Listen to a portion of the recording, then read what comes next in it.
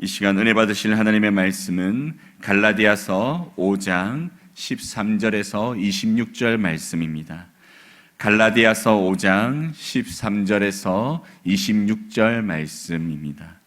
신약성경 308면에 있습니다. 우리 13절부터 26절 우리 한 절씩 교독하겠습니다.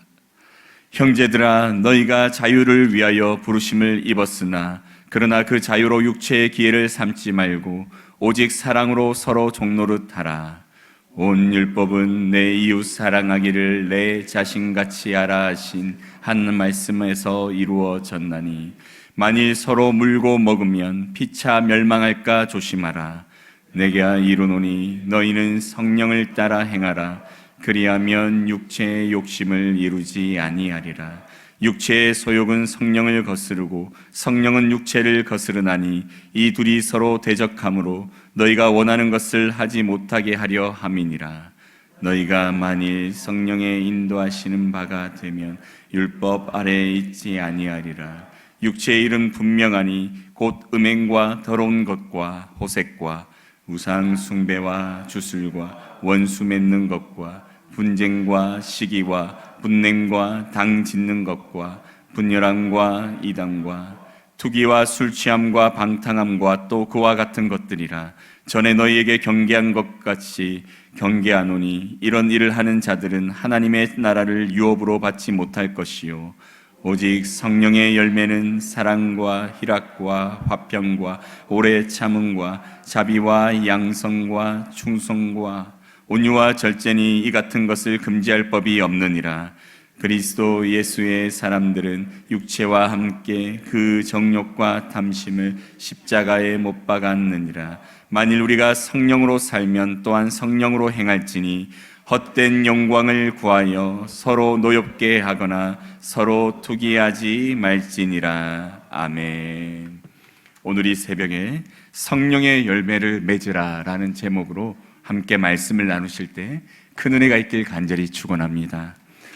앞서 우리가 계속 묵상해온 말씀을 통해 사도 바울은 율법을 대표하는 이 할례 예식을 예로 들며 이 율법을 행하지 않아도 예수 그리스도의 십자가의 은혜로 말미암아 그리스도 안에서 우리는 율법으로 자유로워졌으며 다시는 율법 아래 종의 멍에를 매지 말아야 하는 하나님의 유업을 이을 자임에 대해 가르쳐 주었습니다. 제가 예를 들어 말씀드리면 어떤 주인이 종을 데리고 있는데 노년의 상속자가 없어서 그 종을 양자로 삼게 되었습니다.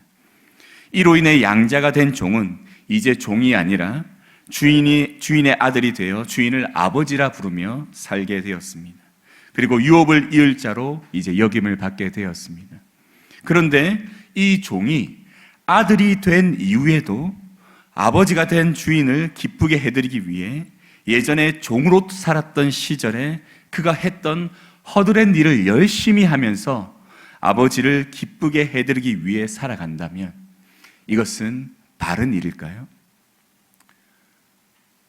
종으로 살았던 그때의 삶을 열심히 살면서 아버지 된 그 주인을 섬기는 것은 그것은 아버지가 자신을 양자로 삼은 뜻을 온전히 깨닫지 못한 어리석은 모습이라 할 수 있습니다.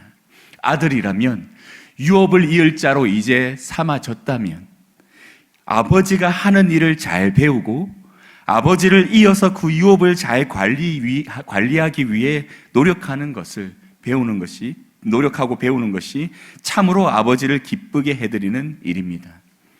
아버지가 양자로 그를 택하고 삼으신 것이 바로 이 이유 때문이기 때문이죠.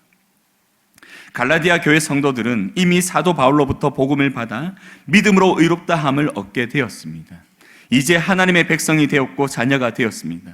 그런데 자녀가 되었음에도 불구하고 거짓 복음, 다른 복음에 속아 율법 아래에서 종의 신분으로 살아가며 율법을 행함으로 하나님 앞에서 구원을 얻으려고 하는 모습을 보이자 사도 바울은 계속해서 그리스도 안에서 얻게 된 자유에 대해 강조하며 이제 너희들은 하나님의 아들이니 하나님의 아들답게 하나님을 온전히 기쁘게 해드리는 일을 잘 배우고 그 일을 따라 행해야 된다라는 것을 가르치고자 합니다.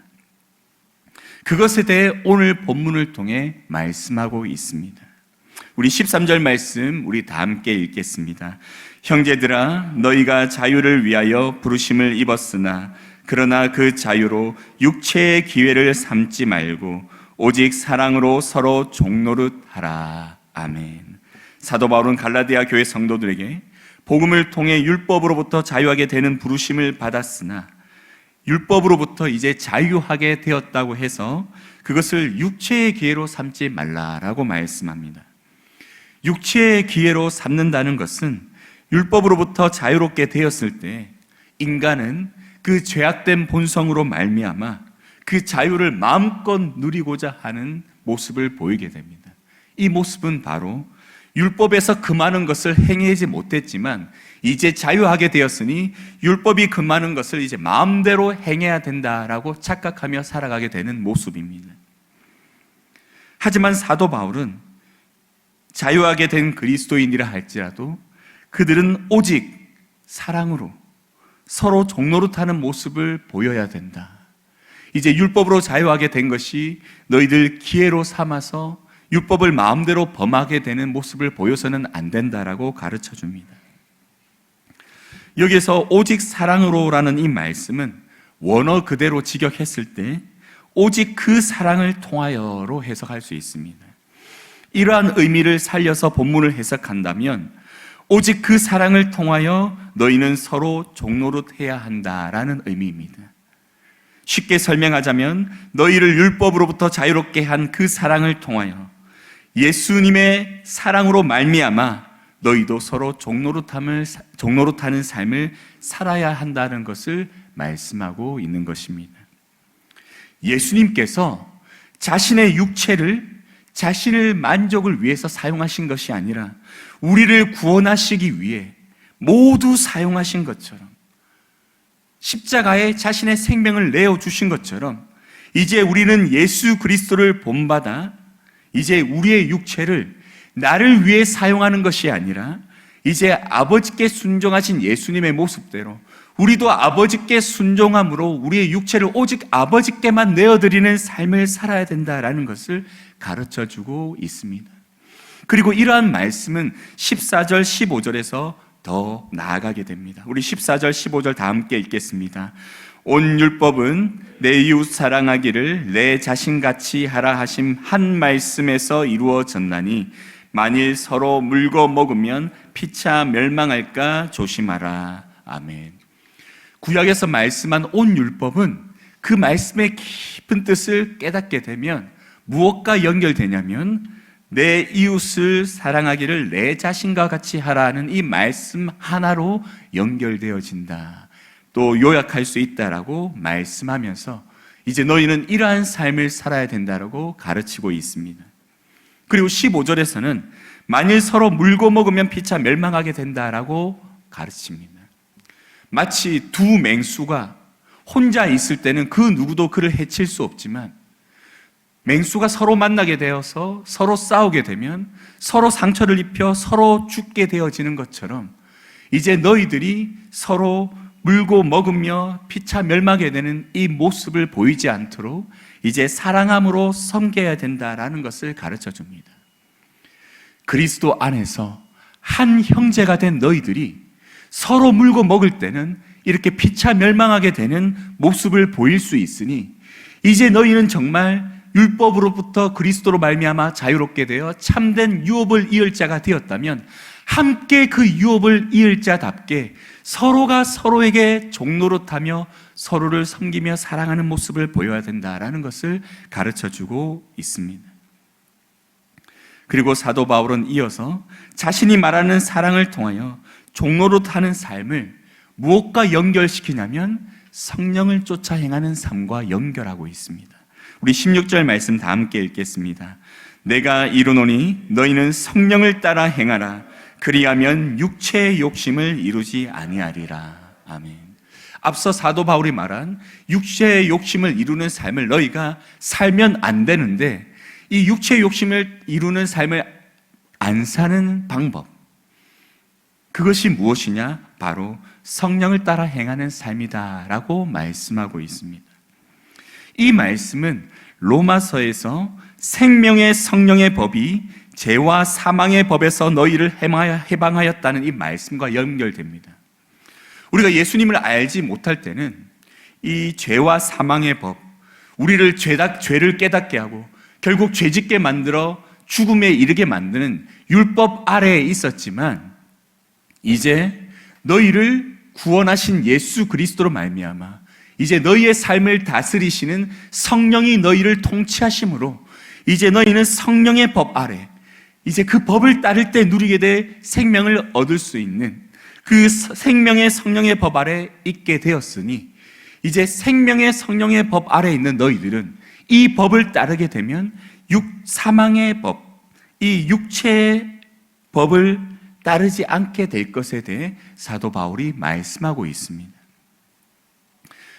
이것을 통해 사도 바울은 너희가 육체의 소욕을 따르지 않는 방법이 오직 성령을 따라 성령에 순종하여 살아가는 삶이다라는 것을 강조하며, 오직 성령이 가르치시는 대로 스스로 자원하여 성령의 종이 되어 그 성령의 종으로서의 삶을 기뻐하며 살아가야 된다라고 말씀하고 있습니다. 그리고 이 말씀은 17절, 18절에 계속 이어집니다. 17절, 18절 다 함께 읽겠습니다. 육체의 소욕은 성령을 거스르고 성령은 육체를 거스르나니 이 둘이 서로 대적하므로 너희가 원하는 것을 하지 못하게 하려 함이니라. 너희가 만일 성령의 인도하시는 바가 되면 율법 아래에 있지 아니하니라. 아멘. 우리가 성령의 충만함을 받아 성령을 따라가는 삶을 기뻐하며 살아가면 내 삶 속에 육체를 소욕을 이루기 위한 삶이 자연스럽게 사라집니다. 성령을 따라가는 삶이 내 안에 기쁜데 어떻게 육체를 만족시키는 삶을 함께 동시에 행하며 살아가겠습니까? 자연스럽게 미워하고 멀리하게 되어지죠. 또 우리가 육체를 만족시키기 원하는 삶을 정말 기뻐하며 그 삶을 살아가면 성령을 따라 살아가는 삶이 어느 순간 싫어집니다. 귀찮아집니다. 미워지게 됩니다. 이 둘은 서로 거스르게 되어 있습니다. 같이 할 수 없습니다. 그러므로 사도 바울은 이제 너희들이 이 두 가지 삶 속에 한 가지 삶, 성령을 따르는 이 삶을 살아야 할 터인데, 이 삶을 너희가 순종하며 열심히 살아가게 되면 너희는 자연스럽게 육체의 소욕을 버리게 된다는 것을 강조해서 다시 한번 설명해 주고 있습니다. 여러분은 어떠한 삶을 살고 계십니까? 여러분 마음속에 성령의 음성이 매일 들려지지 않습니까? 죄악된 내 본성 가운데 내가 내 육체의 소욕을 이루려고 하는 그 순간에 성령님은 우리에게 말씀하시며 우리를 멈추십니다. 그때 여러분은 어떠한 음성에 순종하고 있습니까? 성령의 음성에 순종하십니까? 아니면 육체의 소욕에 순종하고 있습니까?